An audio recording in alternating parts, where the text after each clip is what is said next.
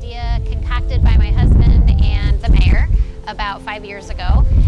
They decided it would be really great to have a place in town where people could experience growing and picking their own food, especially children who develop their eating habits early. And so if you can get them to eat healthy food early, they can eat healthy food their whole life. So we had some park space available, about an acre, and we planted it. Kids from the Bloom Community School came and helped me out.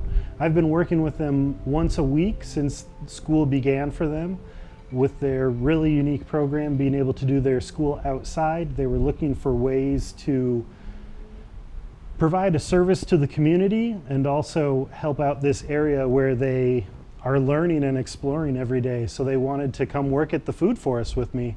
And it's been really wonderful to get this extra help in a year where we haven't been able to have as many volunteers come and help us.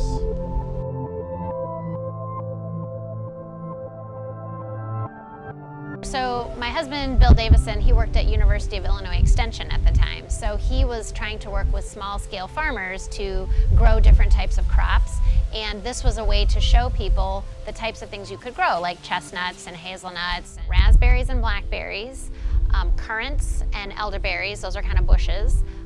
We have some fruit trees, so there's apples and pears. I'm not sure if we still have peaches because over time we have lost some plants, which is also part of the learning experience, trying to figure out what will grow well here. We had fig trees and those died. It's too cold here in the winter. But yeah, so we have a lot of different fruit trees. For a while we had asparagus, and that was really fun for people because a lot of people don't know where asparagus comes from. So it's been a lot of fun.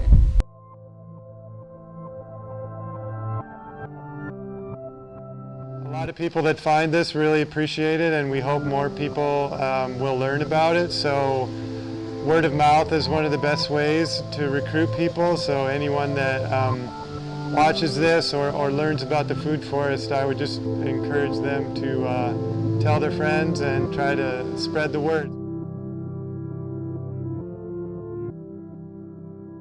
We offer a lot of work days, which is fun because it is actually fun to get outside and work in a group and see the progress you're making and you're doing something meaningful.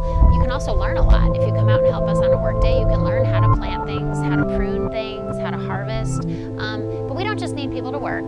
People can come out and just pick things. They can harvest, and we've seen a lot of people do that. So it's been really gratifying to see the amount of food that is being eaten. I mean, this food isn't going to waste. People know about it. So people come out with buckets. They will pick buckets worth of food.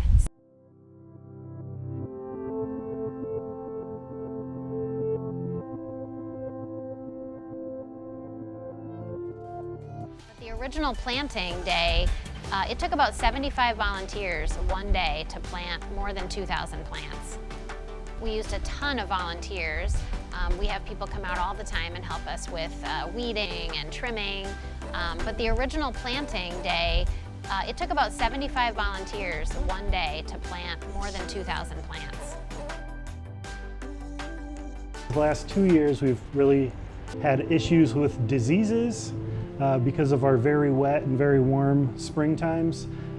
We've needed to have some new strategies to make sure that our plants are going to be healthy. What I was doing today was pruning the black raspberries in a way that they can get more light, more sunlight, more air moving through the plants to improve their health.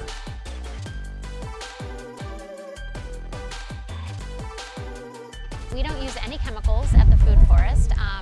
If you plant things right and you have the right kind of diversity, the right kind of varieties, and then you put a little elbow grease into it, you really don't need the chemicals. Anyone can come here. You don't have to live in Bloomington Normal. You can, no matter where you live, you're welcome to come here and check it out.